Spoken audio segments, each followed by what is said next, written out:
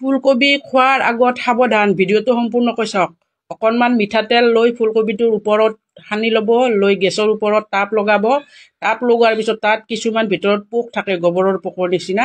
সেই পোকবোৰ ওলাই আহিব আৰু সেই পোকবোৰ পেলাই দি চফা কৰি লৈ খোৱাৰ কাৰণে উপযোগী হ'ব। এইটো কৰি নাখালে আমাৰ পোক খোৱা যাব। এই ভিডিঅ'টো যে চালে এতিয়া প্ৰমাণ কৰিম কথাটো সঁচা হয় নে মিছা। প্ৰথমতে তেল দি লৈছোঁ, তাত দেখুওৱাৰ দৰেই।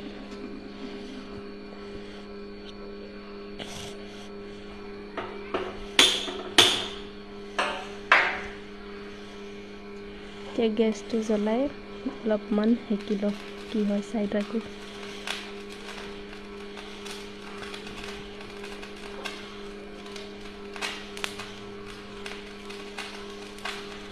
দুই তিনি মিনিটমান মই এনেকৈ দি ৰাখিছোঁ, কিন্তু একো ওলোৱা নাই।